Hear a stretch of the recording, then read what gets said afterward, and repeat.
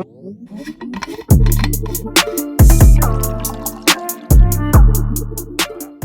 Wednesday. Happy Wednesday, everybody. Dr. Muse here with Dr. Ohm for our last clinical coffee chat Of the year. of 2022. So with that in mind, let's first talk about what's coming in 2023 first, and that's huge. the community lecture series Yep. next Tuesday the 3rd. So that is backed by popular demand.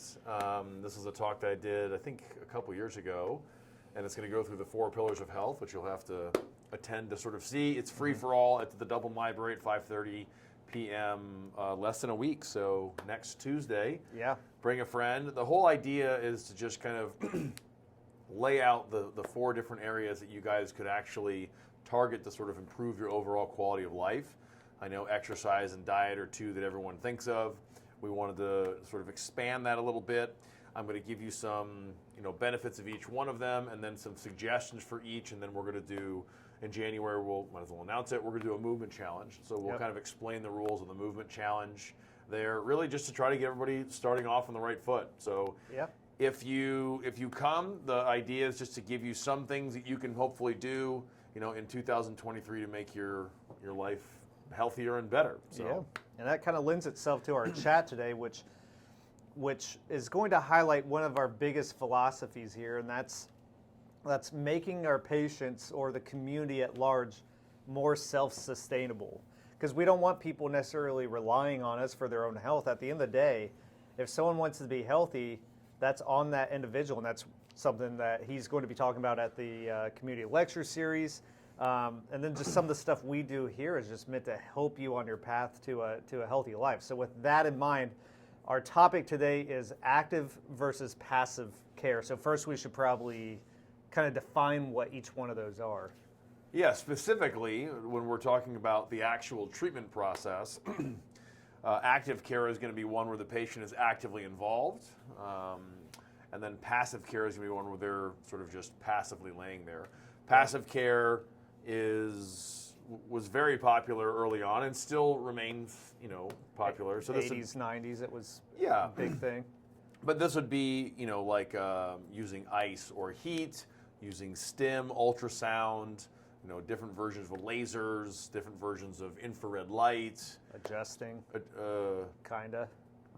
Kind of, yeah. I We guess are adjusting passively their- putting our yeah. healing powers on people when we adjust or do imbibing soft them tissue work. with their healing powers. Yeah. A little bit of a cut there. So yeah, so that's basically and I would say unfortunately a healthy chunk, pun intended, of the rehab process. Active is when the patient is actually actively doing something, and we're going to define this one microscopically within the treatment room, and then we'll talk about it macroscopically here at the end. But that's going to be like when you're doing active exercise. So you might be, doing some sort of trunk stability or core work. You might be learning how to, separate your hip motion from your spine motion, aka hinging, or learning how to squat or changing your routine there a little bit. Right. And the patient is actively doing those things. And that's kind of central to our philosophy here for a bunch of reasons. Yeah, and I'm gonna expand on that even more.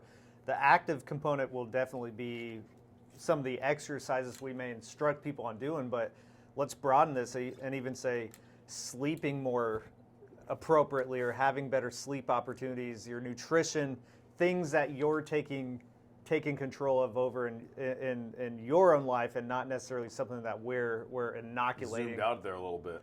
Yeah. That's more broadly speaking. But that's a really, really important part. We want our patients to be somewhat autonomous of our care. Mm-hmm. I sort of think of us as catalysts to the process. So we speed up the pace at which patients can get better, right? And we can sort of answer questions and guide them and things like that. But we really want to have a patient-centered, that's a pun again, patient-centered treatments, meaning not only are they focused on how the patient is responding, Mackenzie, but also it's emphasizing them to take control of their own health and their own fitness. Right. So sleeping better, all that kind of stuff is a big part of that. Right, and like if we were to look at the research, just about for the most part, any sort of condition someone's experiencing over a certain amount of time will probably get better. That's not speaking for everybody. There's people with chronic pain who need some assistance, but kind of like what he was saying, if we can utilize some of these passive therapies we do in here, or guide people in a more specific direction and decrease that recovery time, then I don't know of anybody who wouldn't be for less time in pain. That seems like a pretty straightforward thing that people wouldn't argue much on, but yeah, I mean, I some think that people would. it's a little bit of a change. I think certainly older generations are kind of used to just the model where you sort of come in and the doctor sort of does the surgery or does the therapy or whatever, and then you sort of go home. I think the active part of it, both the microscopic definition, meaning they're doing exercises in the treatment room, and also more of the broad definition that Brad covered, which is that they're actively involved with that. And if we're going to dig in and find the causes behind what's going on, then we have to actually get the patient involved so that they can be making these lifestyle changes at home, like sleep, like nutrition, like stress management, things like that. You have to be addressing those, and the patient really has to not only be empowered, but also be motivated to do these things so that they can have a long-lasting effect on their symptoms. Yeah, and there's a time and place for these passive things like the adjustment, medication, surgery, whatever it may be, but it should serve as a means to an end. So this should get us back to the point like what he's talking about. Then the person should take advantage of this window of opportunity that these passive things are creating, and then go forth and improve on their own health from there. I mean, if we don't take advantage of this and become more self-reliant, well, then we're doomed to repeat history and end back up in, the chiropractic office, back in surgery. But these things can be a catalyst for you to then build on this health and hopefully come out of these things better than before. Yeah, I mean, and with passive modalities, I sort of think of them as sometimes they're sort of necessary in the short term, where we have to go in there and we have to reduce inflammation, or a perfect example might be we have a patient that comes in and let's say that they have, 2 really bad disc herniations, acute disc herniations, so they have a lot of pain there, and so then they need some kind of medication. So they might, let's say that they have, true chemical radiculopathy, meaning there's chemical inflammation on the nerve root, it's producing constant symptoms into their legs. Well, they might need an injection. So we might send them to, one of the physicians that we work with. They might do an injection, but then that's going to provide us with a window that we can then get the patient in control of their own symptoms. So sometimes you need the passive stuff mixed in with the active stuff, but at the end of the day, towards the end of the treatment plan, we want to be off-ramping that patient so that they have control over their symptoms and they can actively participate in their own health. Yeah, I mean, the way that the medical system is built right now, it definitely makes it more difficult on the everyday person, because a lot of us want this quick fix, the drive-through, go pick up your pills, go get this injection, whatever it is, and have this belief that it's instantly going to fix all of your issues. Unfortunately, health is a lot more difficult than that. We need to put effort into it, and that's our hope, is to educate people on, okay, well, what are some of the things that you can be doing in your own life to reach this point where you want to be? Maybe we talk about some of that at the community lecture series. We might cover some of those points. Yeah. So what we want to do is provide more of this information for you so that you're not lost in this medical network of, okay, I've got knee pain, I got to go to the knee specialist who's going to do this amazing procedure on me and that's going to cure all my issues. Maybe it helps a lot, but let's also figure out, well, what got you to that point in the first place? And those are some of the tougher questions and some of the tougher solutions. But for long-term health, this is the road we have to take, and unfortunately we can't do a lot of that work for you. We can help you, but we just want to educate you on how you can get to that point on your own and become more self-reliant.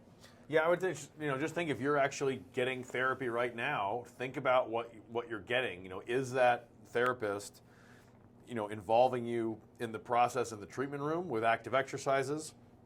And perhaps most importantly, are they talking about things that you can be doing at home, changing your diet, changing your sleep habits, changing maybe what you're doing in the weight room, or changing the type of exercise or how you're doing that? And are they trying to actually empower you to have control over your own symptoms, or is it set up as more as a doctor-dependent model, which we don't necessarily like? So Right. maybe think about that broadly. And so if you've got something like that, you might want to find somebody else. I think we know a few people that actually are going to involve you guys in the process. So Yeah, so with that, hope you guys have a happy new year. If you guys want more information on this, be on the lookout over the course of January. First, we have the community lecture on the 3rd. But then past that, check out the social media, check out the YouTube. We're going to have a lot of stuff coming out in terms of what you guys can be doing on your own. I'll be doing a daily movement that I'll put out every morning that if you guys want to hop on and follow along, get your 10 to 15 minutes of movement in. Would love to have you join for that. But yeah, we look forward to serving Dublin and Columbus in 2023, and we've got a lot of good things got a lot planned. coming up. So have a safe New Year's. yes, And we will see you in the new year. We'll see you next year. see you guys.